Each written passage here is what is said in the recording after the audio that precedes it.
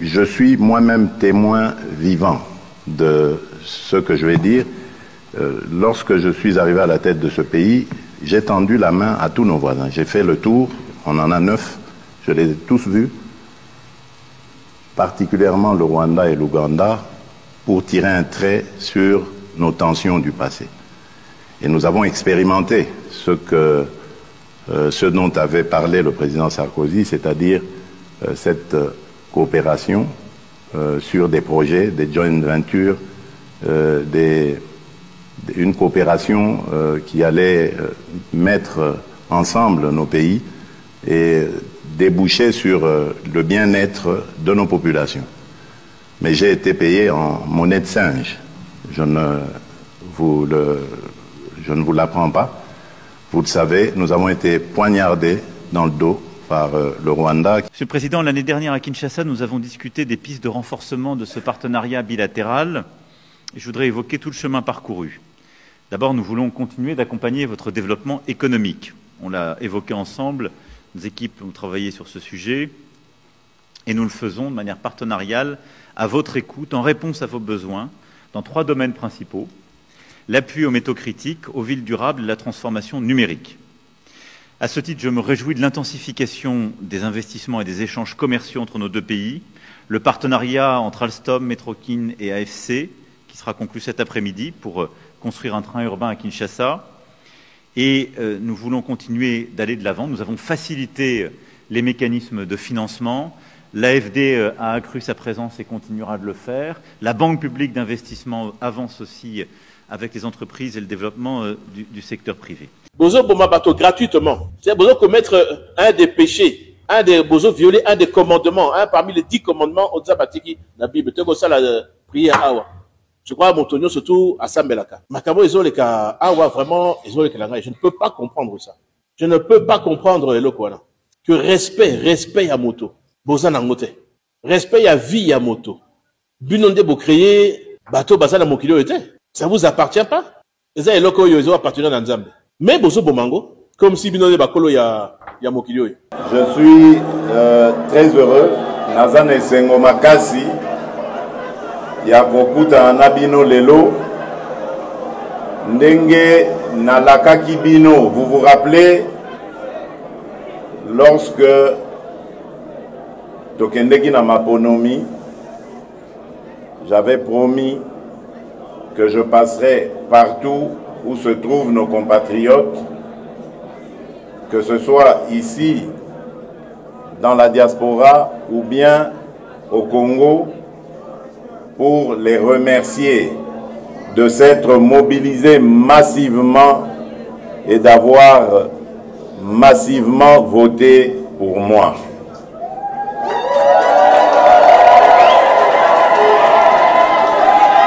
Je tiens à vous dire, chers compatriotes, que c'est important que nous restions unis. Celui qui est devant vous prend l'engagement de ne jamais trahir le Congo.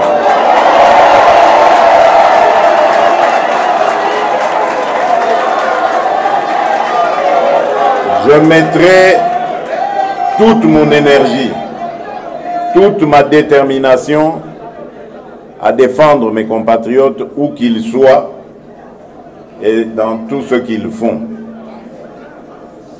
Voilà pourquoi j'attire votre attention sur le fait que plus nous serons nombreux et plus nous serons unis, l'ennemi ne passera pas.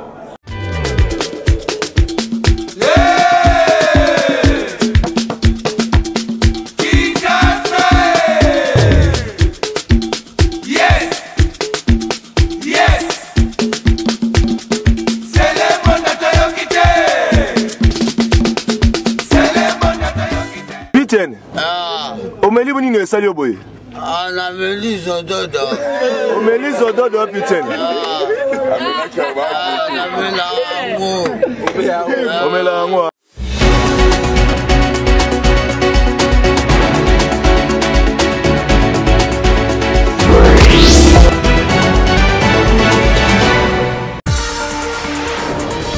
En tenue décontractée, signe de week-end, nous sommes là pour vous informer dans le cadre de votre magazine PSB Mag qui vous revient en mode rétrospective. Madame, mesdemoiselles, messieurs, bonsoir. Si vous avez raté un épisode au courant de la semaine, voici l'essentiel des informations qui ont marqué la semaine du 29 avril au 5 mai 2024. Au cours de la semaine finissante, vous avez suivi avec nous l'arrivée du président de la République Félix-Antoine Tshisekedi Tshilombo à Berlin, capitale de la République fédérale d'Allemagne. Sur place, il a été accueilli pour un tête-à-tête avec le chancelier fédéral Olaf Scholz. Suivez plus de détails dans ce reportage.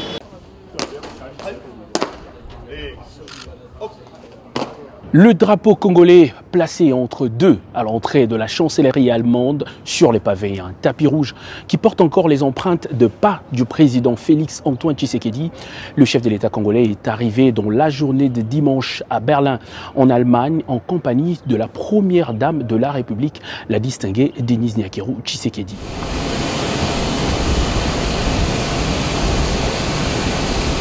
Le président de la République a ensuite été reçu en début de soirée par le chancelier allemand.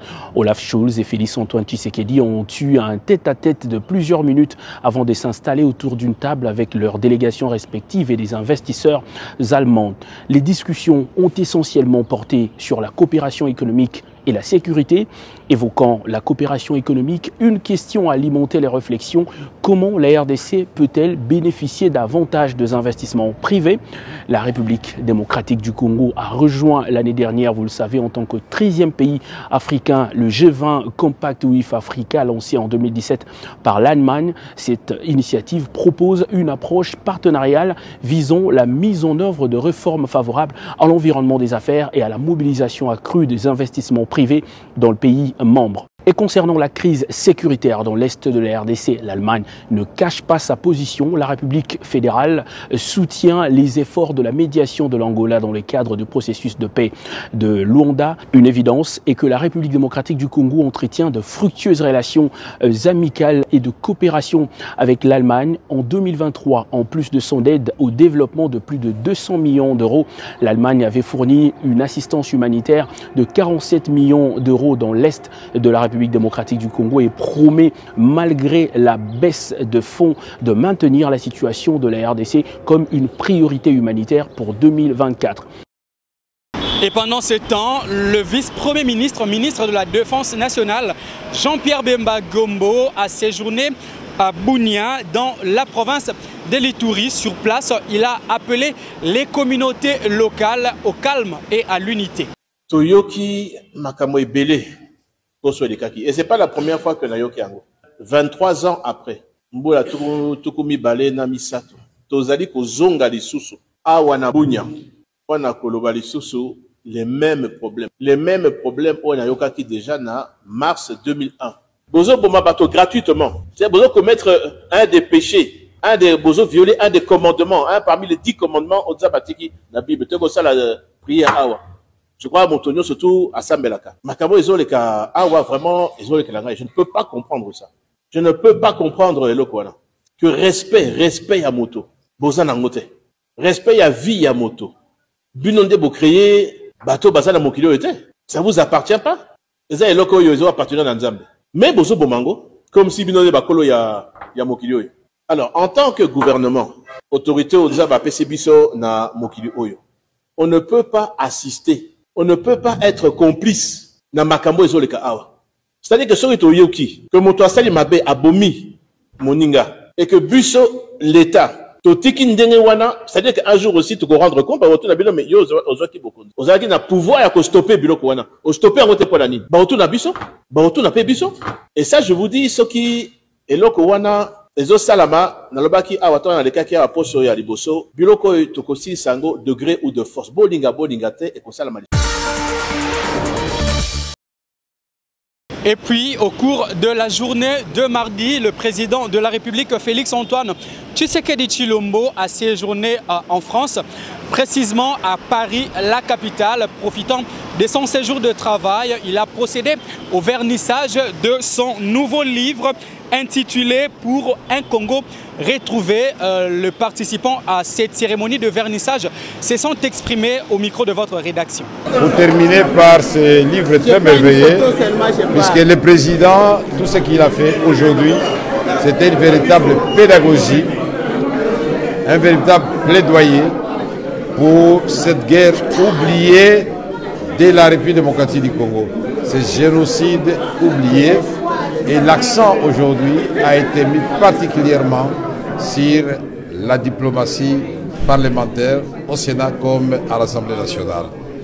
La voix du Congo, les cris de détresse des enfants du Nord Kivu, de l'Ituri, du Sud Kivu et de partout ailleurs qui souffrent et qui meurent innocemment, ces cris de détresse-là doivent être entendus dans le monde entier. De la même façon qu'on parle de l'Ukraine, qu'on parle des autres pays aujourd'hui agressés, on doit parler de la RDC. Mais on dit toujours « aide-toi et le ciel t'aidera ». Le premier combat, il nous revient à nous-mêmes, Congolais, de nous mettre derrière le président Félix Tshisekedi Tshilombo, homme de courage, de foi, de détermination. Et avec lui, nous allons libérer effectivement le Congo. Oui, c'est d'abord un honneur d'avoir porté un commentaire libre sur cet excellent ouvrage que vient de sortir le président de la République, son excellence Félix Antoine Tshisekedi, intitulé « Pour un Congo retrouvé ». Je l'ai lu, c'est 125 pages au total.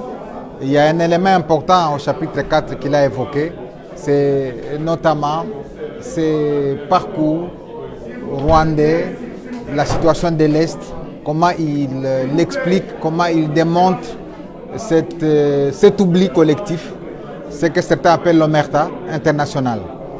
Le président, à partir de la page 43 jusqu'à la page 50, essaie un peu de problématiser la situation de l'Est en rappelant d'autres crises planétaires. La crise au Cachemire entre l'Inde et le Pakistan, la crise ukrainienne entre l'Ukraine et la Russie, la crise en Israël aujourd'hui avec les Hamas, qui n'ont pas fait autant de victimes en termes statistiques comme c'est le cas de la République démocratique du Congo. Depuis 30 ans, la RDC a connu plus de 10 millions de morts. La RDC a connu plus de 500 000 femmes violées. La RDC aujourd'hui a près de 7 millions de personnes déplacées en interne. C'est-à-dire à l'intérieur du territoire national, il y a toutes ces personnes-là qui ne savent pas manger, boire. Il y a des enfants, 3,5 millions qui ne vont pas à l'école.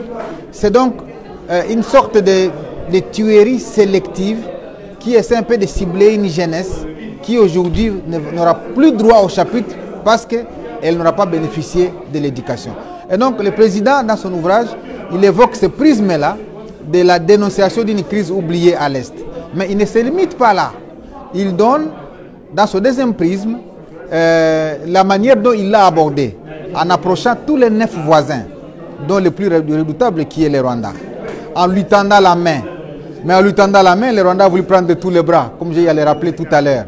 Et donc le président a découvert un homme en face de qui il n'y a aucune volonté de construire une paix dans la région des Grands Lacs. Parce que lui, la volonté c'était de bâtir une paix durable. Eh bien, il a découvert que, au contraire, le président rwandais n'avait pas ces soucis-là parce que si une fois la paix revenait dans la région des Grands Lacs, eh bien, tous les prétextes qu'il a toujours évoqués au niveau international n'allaient plus exister. Et le président a découvert qu'au-delà des discours vendus à travers le monde, eh bien, il y a les non-dits de la crise de l'Est. Parce qu'on acquis seulement que la RDC utilise ou instrumentalise les FDLR, que la RDC entretient la haine, mais la conclusion à laquelle le président est arrivé, c'est de découvrir que les véritables FDLR qui sont recherchés par les Rwandais ne sont rien d'autre que les minéraux stratégiques qu'il y a dans cet espace. Vous savez que dans les Massissi, c'est les réservoirs ou les bastions ou alors les sanctuaires, si on peut l'appeler ainsi, des minéraux stratégiques que sont les coltans, que sont les wolframites, que sont la tourmaline. Et donc ces minéraux-là participent à la création des richesses à travers le monde. Et donc Kigali veut toujours avoir la même mise sur ça. Et donc ça, c'est le premier élément FDLR que Kigali a toujours poursuivi. Le deuxième élément, ou la deuxième image FDLR poursuivie à l'est de la RDC, c'est les nobium, les pyrochlore, qui entrent dans la fabrication de fusées. Et lorsque vous voyez les troupes, comme j'ai eu à le dire plusieurs fois, aller vers Kishiche, c'est pour avoir le contrôle sur la mine de l'Oueche située à Somikivu, qui est le réservoir du pyrochlore. Lorsque vous voyez la mine de Rubaya, c'est les 60% des réserves mondiales du coltan. Et donc, ce sont là les véritables éléments poursuivis. Et donc, on essaie un peu d'aveugler toute la communauté internationale, se couvrant autour des questions liées au FDLR et aux minorités qui sont mal définies. Parce que le président est revenu sur ça dans son ouvrage. On ne définit pas une minorité dans un pays par rapport à une province. Si au Rwanda, il y a minorité et majorité, c'est parce qu'il y a deux ethnies auxquelles on ajoute une troisième, qui est encore la plus minoritaire. Mais lorsqu'il s'agit de la RDC, il y a 450 ethnies. Et donc c'est une sommation de minorités. Mais le piège dans lequel le Rwanda veut amener la communauté internationale et le monde entier, c'est de faire croire qu'il y a des minorités en RDC qui ne sont pas protégées. Alors que la notion de minorité l'est au Rwanda, mais ne l'est pas en République démocratique du Congo. Parce que définir une minorité, on ne le fait pas par rapport à une province, on le fait par rapport à l'ensemble du pays. Et donc le président a dû dévoiler la malice de Kigali, ce que j'ai appelé, il a déplimé les vampires, mais il ne s'est pas arrêté à déplimer les vampires, il a jeté les bases des solutions durables. Première solution, poursuivre les dialogues. Deuxième solution, construire des partenariats internationaux solides basés sur la transformation des données minéraux. Troisième solution, cimenter la cohésion nationale. Quatrième solution, construire un système de défense qui permette à la RDC de protéger ses hommes, ses femmes et ses richesses. Au cours de la même journée, le président de la République, Félix-Antoine Tshisekedi Tshilombo, était accueilli au palais de l'Élysée par son homologue français Emmanuel Macron. Au menu de leurs échanges, plusieurs questions d'intérêt commun, mais surtout la situation sécuritaire qui prévaut dans la partie est du pays. Au sortir de ces échanges, les deux chefs d'État se sont soumis à un point de presse devant la presse française et congolaise. Ce qu'avait dit le président Sarkozy il y a quelques années était peut-être sujet à débat en ce moment-là, mais je pense que beaucoup d'eau a coulé sous les ponts depuis lors. Et aujourd'hui, la situation est totalement différente. Je suis moi-même témoin vivant de ce que je vais dire. Lorsque je suis arrivé à la tête de ce pays, j'ai tendu la main à tous nos voisins. J'ai fait le tour, on en a 9, je les ai tous vus, particulièrement le Rwanda et l'Ouganda, pour tirer un trait sur nos tensions du passé.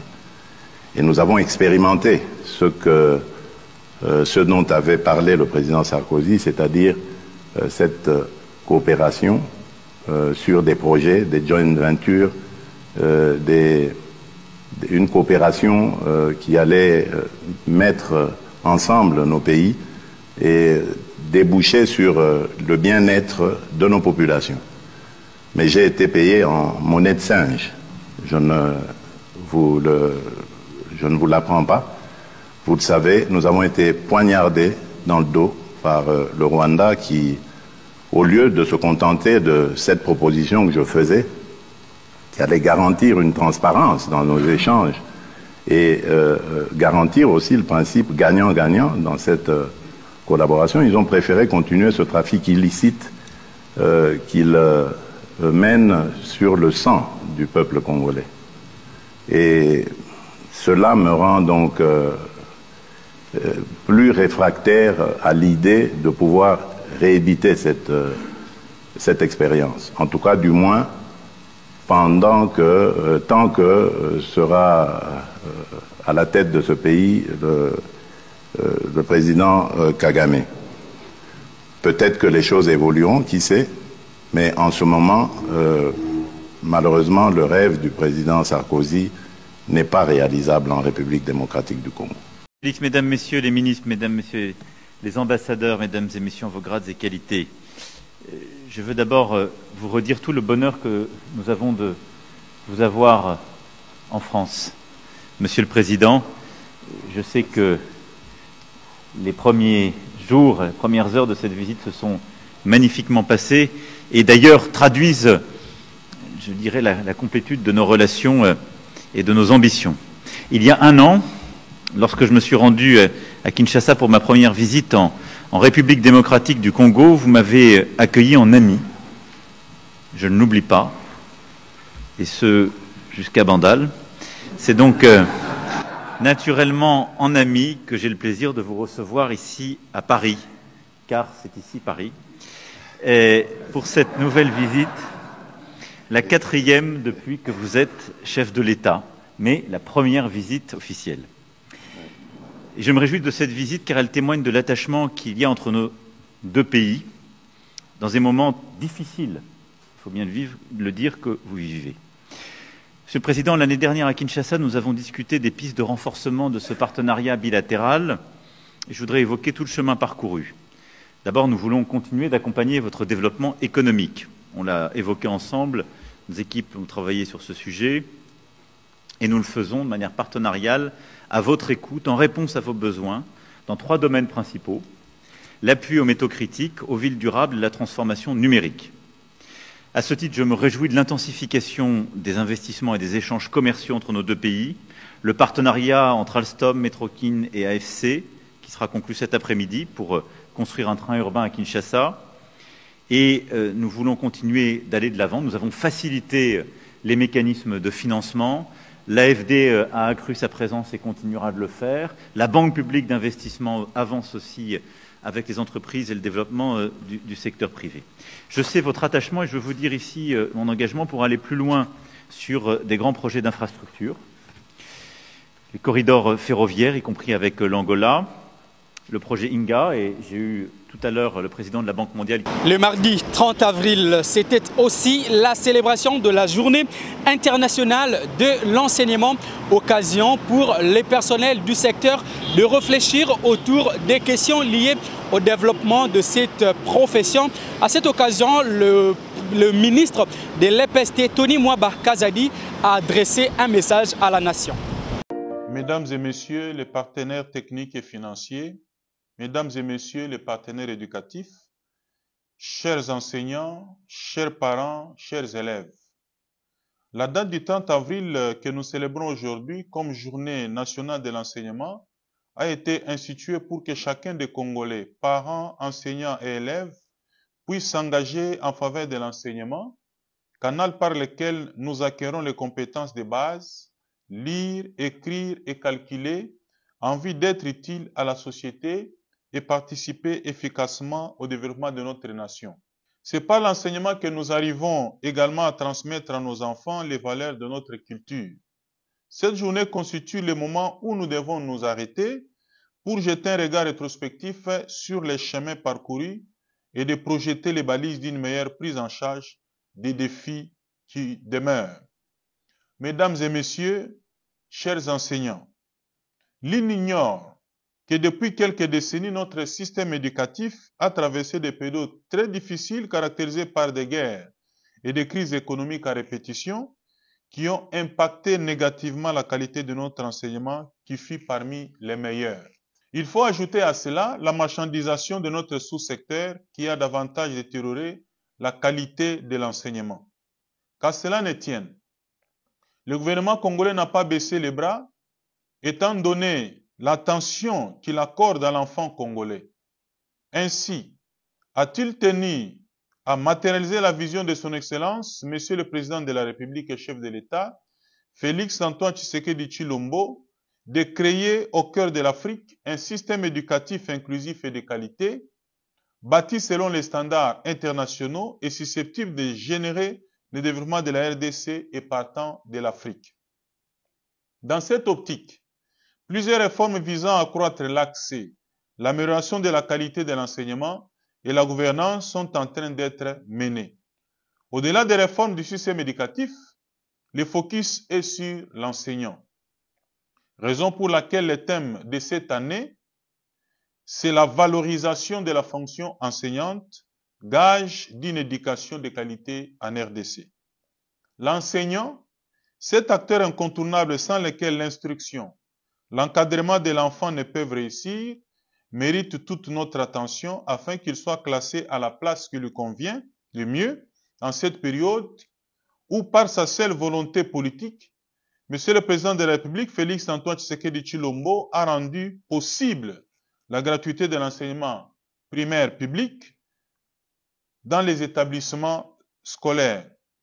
Chers enseignants, chers parents, chers élèves, en effet, tout en consolidant les acquis du premier mandat de son Excellence, Monsieur le Président de la République en matière d'éducation, les efforts du gouvernement au cours de son deuxième quinquennat tel qu'annoncé convergeront vers la rivalisation de la fonction enseignante à travers des actions devant la redresser progressivement, notamment la réforme des humanités pédagogiques, la création des instituts de formation au métier d'enseignant, le recrutement et la promotion des enseignants sur base d'un concours, l'amélioration régulière des conditions de travail sociales et salariales, sans oublier la couverture santé universelle.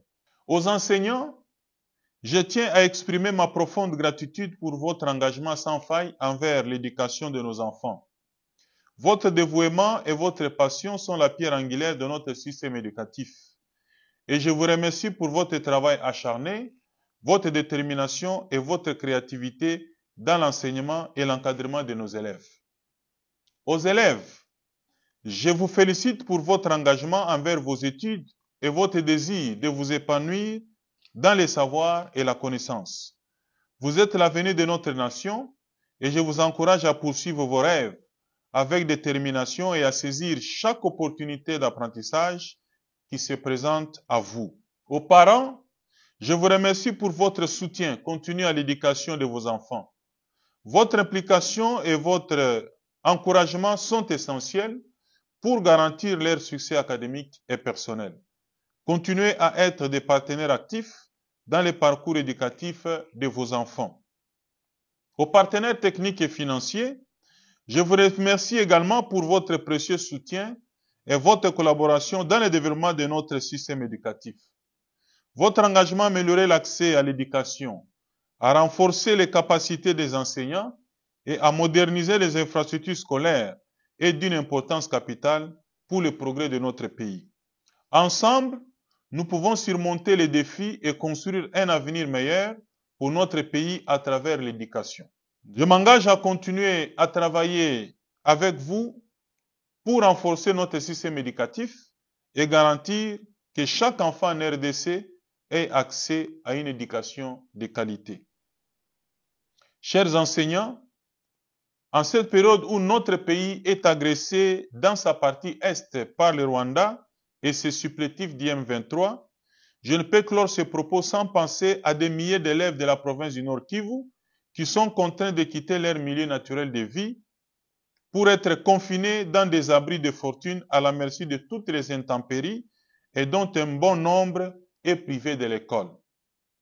Qu'ils trouvent ici la compassion et la solidarité du premier citoyen de la République qui a ordonné que leurs frais de participation aux évaluations certificatives soient pris en charge par le Trésor public et qui met tout en œuvre pour les sortir de cette situation. Compte tenu de toutes ces préoccupations, nous devons nous lever pour la révalorisation de la fonction. Que vive la RDC, que vive le ministère de l'enseignement primaire, secondaire et technique, que vive la journée nationale de l'enseignement.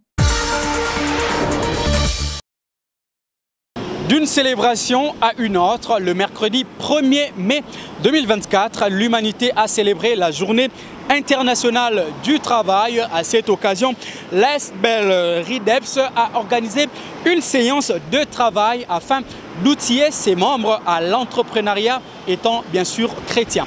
Le détail dans ces reportages. À l'occasion de la fête internationale du travail, les femmes entrepreneurs de la République démocratique du Congo, à travers leur collectif RIDEPS, l'ont célébré en encourageant les femmes à entreprendre et mettant essentiellement l'accent sur le mentorat, l'excellence et l'honnêteté dans l'entrepreneuriat des chrétiens. Nous voulons promouvoir le travail, nous voulons promouvoir l'entrepreneuriat dans les milieux des chrétiens. Et aujourd'hui, nous avons décidé de commencer officiellement nos activités aux yeux de tous. Parce que dans le monde des chrétiens, nous ne trouvons pas beaucoup d'entrepreneurs, nous ne trouvons pas beaucoup de personnes qui excellent dans l'entrepreneuriat. Et nous avons voulu prendre ces trois thématiques, le mentorat, l'excellence et l'honnêteté, afin que le chrétien sache que pour entreprendre, il ne suffit pas de prier, il faut avoir des formations, il faut avoir un mentor, il faut viser l'excellence dans tout ce que nous faisons et aussi il faut rester chrétien pour se démarquer des autres. Nous insistons sur le fait que nous sommes chrétiens, nous sommes saints et nous voulons entreprendre par rapport à la pensée de Dieu. C'est pourquoi aujourd'hui nous avons préféré dire aux gens qu'il est important, il est quand même strictement important d'avoir un mentor si on veut atteindre au moins 5 ans dans son activité entrepreneuriale. Au cours de cette cérémonie occasionnant la sortie officielle de cette organisation entrepreneuriale féminine, des questions posées ont trouvé des réponses sur la réussite d'un entrepreneuriat musée, sur le mentorat, l'excellence et l'honnêteté. Parmi les invités de marque, Madame Kitete Losamba, conseillère à la cellule climat des affaires de la présidence, et le révérend Dr Silas Makangu étaient présents. La journée internationale du travail a été également commémorée dans la province du Nord Kivu qui est en proie à l'activisme des groupes armés, particulièrement l'armée rwandaise à travers ses supplétifs du M23. À ce propos, le vice-gouverneur policier de cette province a appelé la population locale à s'activer dans le travail malgré l'insécurité, seul moyen de rehausser la qualité de vie sociale dans cette province. On le suit. Suivant tous les discours de celles et ceux qui devaient passer devant la population pour parler, nous avons compris qu'il y a un certain nombre de problèmes. C'est vrai que c'est une fête, mais la fête n'est pas en apothéose, d'autant plus que les conditions de travail ou d'autres conditions ne sont pas réunies. D'ailleurs, même quand je suis monté au créneau, je dis qu'apparemment la mobilisation n'était pas faite. On argue beaucoup de problèmes dans le sens où les salaires ne sont pas payés, mais surtout, on revient surtout sur la guerre. La guerre qui a détruit tout le tissu économique, la guerre qui a freiné l'évolution des entreprises, la guerre qui a amené pratiquement tous les maux. Alors, à mon tour, en tant qu'autorité politico-administrative, suivant par là l'exemple du chef de l'État et du gouvernement national, je me suis résolu à encourager mon peuple, la population du Nord Kivu, à travailler davantage. Il n'y a rien pour rien. Et c'est toujours en travaillant qu'on arrive à quelque chose. La guerre n'est pas une fatalité. La guerre a commencé au Nord Kivu et dans beaucoup de pays, elle est là, mais les gens ne se sont jamais fatigués. Et j'ai toujours pris l'exemple notamment d'Israël et de la Palestine où ça se bat tous les jours. J'étais encore enfant, j'entendais l'expression « on se bat à l'arme lourde à Beyrouth ». Donc ça ne s'est jamais terminé et peut-être que ça ne se terminera pas d'aujourd'hui. Mais ces gens-là se sont toujours battus et ont toujours été encouragés à se battre. Et c'est ce que j'ai fait, je fais et je ferai toujours pour la population du Nord Kivu et la République démocratique du Congo partant, que nous devons nous battre. Nous devons prendre beaucoup de courage. Nous devons accompagner nos gouvernants dans leur vision, dans leur plan de modernisation de la République démocratique du Congo et dans leur plan de refus de la balkanisation de la République démocratique du Congo. En cela, le chef de l'État, le gouvernement ont mis en place beaucoup de systèmes, beaucoup de mesures pour enrayer cette guerre, pour lutter contre tous les fossoyeurs de troubles ici au Nord Kivu et nous devons les accompagner. Si nous-mêmes, enfants du Nord Kivu, nous ne parvenons pas à les accompagner, alors qui viendra se battre pour nous? Donc voilà en bref le mot de l'autorité que je suis, c'est encourager les enfants du Nord Kivu à travailler, les travailleurs à se battre pour les militaires et chacun dans son domaine se battre pour que le Nord Kivu puisse hisser à un certain niveau et concourir au développement de la République démocratique du Congo. Pendant ces temps, le gouverneur de la province du Haut-Katanga, Jacques Kiabula Katwe, a préféré, lui, passer cette journée chômée, fériée et payée au chevet des enfants malades et de vulnérables de sa province. Reportage. Après Jaël, l'élève né sans les bras et qui aura bientôt ses prothèses et sa bourse d'études, c'est Amael, cette petite fille, née à Mokambo, cité située à environ 250 km de la ville de Lubumbashi, avec la maladie des spina bifida, une malformation congénitale qui ne permet pas le développement de la moelle épinière chez le bébé. Sans beaucoup de ressources, avec son salaire d'enseignant à Mokambo, le père du bébé, M. Chibangu, a contacté le gouverneur de province via les réseaux sociaux. Sans tarder, Jacques Kabula Katwe a répondu en prenant en charge tous les frais médicaux. Et pour se rassurer de cette prise en charge, le gouverneur s'est rendu ce mercredi 1er mai 2024 aux cliniques universitaires, accompagné de son ministre de la Santé. Et sur place, il a reçu les explications du médecin neurologue sur la nature de l'intervention que devraient subir ces nourrissons de 10 jours. Le père de l'enfant remercie l'autorité provinciale. En tout cas, je suis vraiment ravi du fait qu'une autorité comme le gouverneur se déplace après avoir été contacté sur Facebook pour venir s'enquérir de la situation. C'est vraiment touchant pour moi. Quelque part aussi, j'ai vraiment la joie. Pourquoi? Puisque ma fille va trouver maintenant la solution, puisque c'est ça notre souci. De là, le gouverneur est allé à la salle de réanimation pour s'enquérir de l'état de santé d'une autre enfant âgée seulement de 3 mois, blessée à la tête par une balle perdue dans la ville de Likasi il y a quelques semaines. Une intervention chirurgicale a été faite avec succès et l'enfant est hors danger. Reconnaissante, la mère de l'enfant remercie le ciel pour le geste de Jacques Kabula Katwe. Tunapikia merci sana kwa gouverneur wetu Jacques Kabula Katwe kwa hii aida nisaidia pashipo yeye kama mishina na mtoto mumikono kama mtoto ashakunikufa ariintervenir tukwa Likasi tusha Likasi tunafika pa huko clinique universitaire. Leo anakuya tena ninipatia kwa envelope kisha nenda tena kulipa kwa mafrère kwa kule anaingia Murea naona mtoto pashipo ye kama mtu wangu tusha kumuzika menju ya aide yake mtoto wangu yule kona aishi Murea. Profitant du passage du gouverneur, une mère dont le fils de 14 ans a connu un grave accident de circulation à Kasumbalesa a sollicité de Kabula que sa facture soit soldée. Et ce qui a été fait, séance tenante.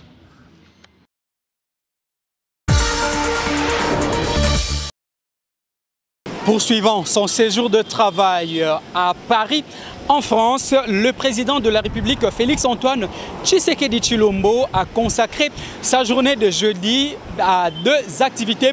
Premièrement, la visite à l'école des guerres de Paris, où il était accueilli par le ministre français des Armées. Plus de détails dans ses commentaires. Dans le cadre du renforcement de la coopération militaire, le président de la République, Félix-Antoine Tshisekedi Tshilombo, a été invité à l'école de guerre de Paris où il a eu un entretien avec le ministre français des Armées Sébastien Lecharnu. La France et la République démocratique du Congo entretiennent depuis de longues années une coopération militaire matérialisée par la formation des FARDC à travers des officiers de l'armée française, l'appui à l'école de guerre de Kinshasa et le collège des hautes études stratégiques et de défense, CHESD en sigle. L'armée française a déjà fait ses preuves dans les interventions de maintien de la paix en Ituri. Dans cette école de génie, la République démocratique du Congo compte quelques stagiaires en cours de formation. À l'école des armées de Paris ce matin, le chef de l'État était accompagné notamment du VPM Christophe Lutundula et du général-major Christian Ndayouel, chef de renseignement militaire, lui aussi un des produits de cette prestigieuse école militaire.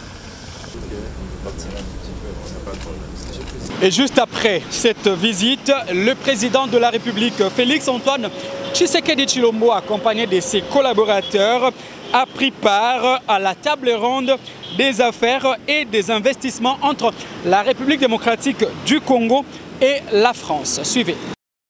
Les minerais stratégiques, l'énergie et le développement des infrastructures et des villes durables, des secteurs clés pour l'avenir économique de la République démocratique du Congo, mis en avant-plan à Paris à l'occasion de la table ronde sur les affaires et les investissements entre la France et la RDC.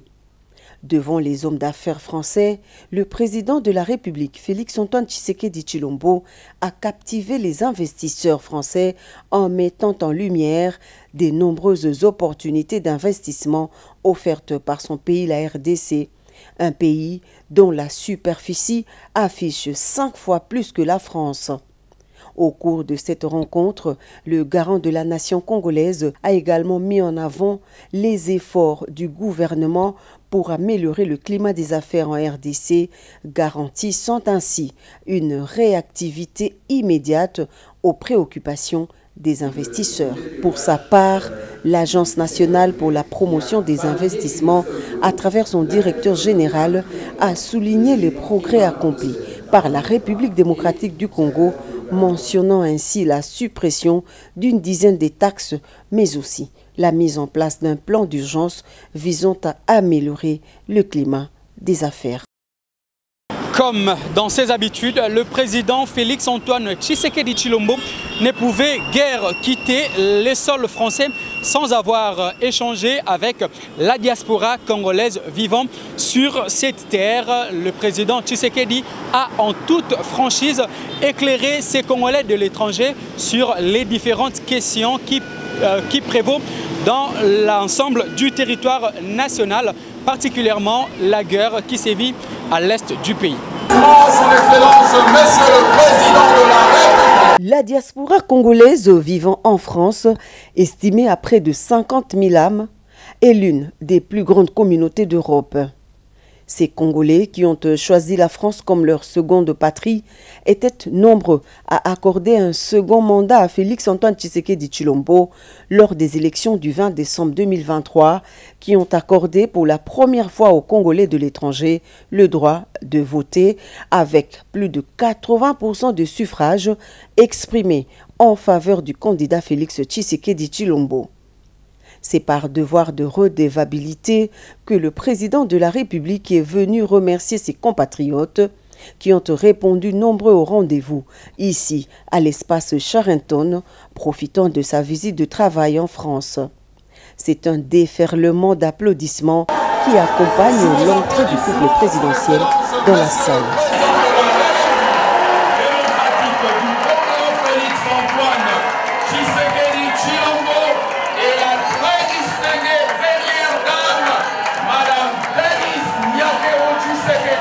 Plusieurs sujets étaient passés au peigne fin par le chef de l'État Félix-Antoine Tshisekedi Tshilombo.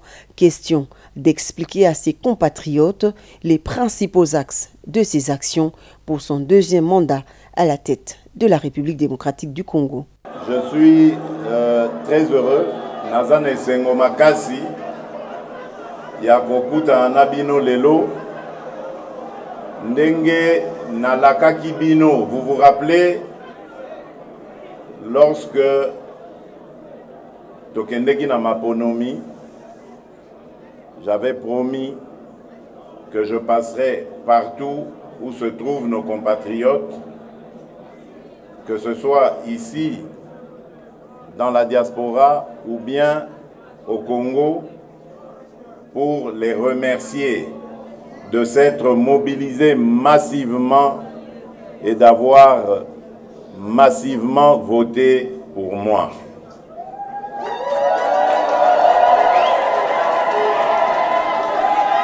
Je tiens à vous dire, chers compatriotes, que c'est important que nous restions unis. Celui qui est devant vous prend l'engagement de ne jamais trahir le Congo.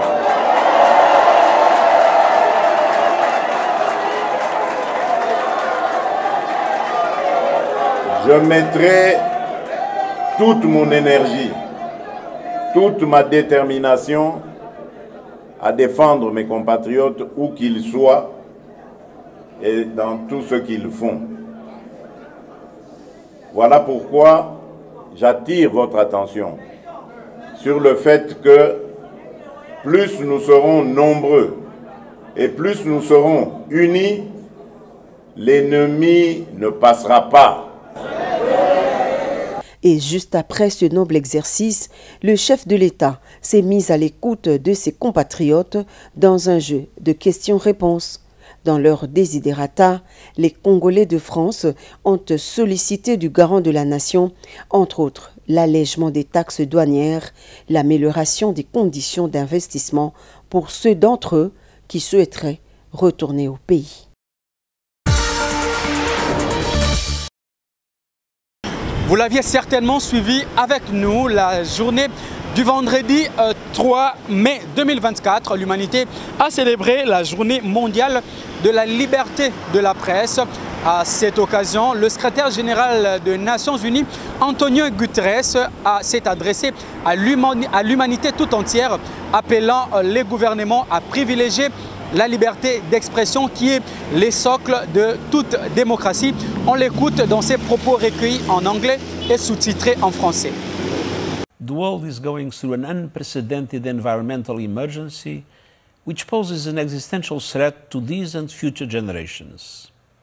People need to know about these, and journalists and media workers have a key role in informing and educating them. Local, national and global media outlets can highlight stories about the climate crisis, biodiversity loss and environmental injustice. Through their work, people come to understand the plight of our planet and are mobilized and empowered to take action for change. Media workers also document environmental degradation, and they provide evidence of environmental vandalism that helps to hold those responsible to account. It is no surprise that some powerful people, companies and institutions will stop at nothing to prevent environmental journalists from doing their jobs. Media freedom is under siege, and environmental journalism is an increasingly dangerous profession. Dozens of journalists covering illegal mining, logging, poaching and other environmental issues have been killed in recent decades. In the vast majority of cases, no one has been held to account. UNESCO reports that in the past 15 years, there have been some 750 attacks on journalists and news outlets reporting on environmental issues. And the frequency of such attacks is rising. Legal processes are also misused to censor, silence, detain and harass environmental reporters, while a new era of climate disinformation focuses on undermining proven solutions, including renewable energy. But environmental journalists are not the only ones at risk. Around the world, media workers are risking their lives trying to bring us news on everything from war to democracy. I'm shocked and appalled by the high number of journalists killed in Israeli military operations in Gaza. The United Nations recognizes the invaluable work of journalists and media professionals to ensure that the public is informed and engaged. Without facts, we cannot fight mis and disinformation. Without accountability, we will not have strong policies in place. Without press freedom, we won't have any freedom. A free press is not a choice, but a necessity. Our World Press Freedom Day is very important. And so I call on governments, the private sector and civil society to join us in reaffirming our commitment to safeguarding press freedom and the rights of journalists and media professionals around the world. C'est une nouvelle qui a choqué plus d'une personne. 9 Congolais ont péri dans les camps des déplacés de Mugunga. Nous sommes dans la province du Nord Kivu, particulièrement dans la périphérie de Goma, suite aux engins explosifs qui ont été largués par la coalition M23 RDF. Le détail à travers la société civile locale et les témoins de l'événement. Si tulilamuka busubuhi, ile kulamuka busubuhi tukasikia bombe zinaanza kule kungambo ya M23. Viko natupa. Kisha saa kidogo M23 ikaanza rudisha. Bombe ya kwanza ikamkia pale ku mpaka ya nani ya Ngambi kule Kurego. Ya pili ikamkia huko chini Bulengo, ya tatu njoo yenye inaanguka hapo. Ndiyo, kuna watu wa mingi wenyewe wamefariki na wengine wamekuwa wablesse. Sie hatu yaona kitu yenye serikali inafanya. Kama serikali inashindwa, ituambie turudie kwetu twende tuishi na M23, tulombe msamaha. Serikali inaua watu yetu. kuko mumama ambayo alikuwa anapita ngambo ya barabara wakati yenye population imeleta fujo, ale serikali imeua ule mumama pamoja na mtoto yake. Bo yenye mimi napasha kuongeza, sisi tunalomba serikali itafute gisi itarudisha amani, tusiendelee kubakia mugiza hivi. Kama bashatuuzisha baseme na bajikaze yenyewe tunaizilomba, kama batapilone bako wanabeba zile marume zabo mvambiro.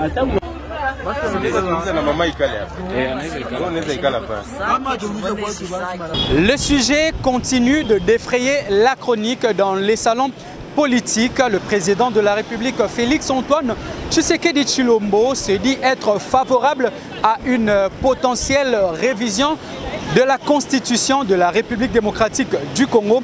Le chef de l'État l'a fait savoir au cours d'une interview accordée à un média étranger. Le chef de l'État a passé à peigne fin d'autres questions d'actualité, notamment le manque de leadership de son prédécesseur Joseph Kabila, mais surtout la situation sécuritaire de la province du Nord Kivu, particulièrement impulsée par le président rwandais Paul Kagame.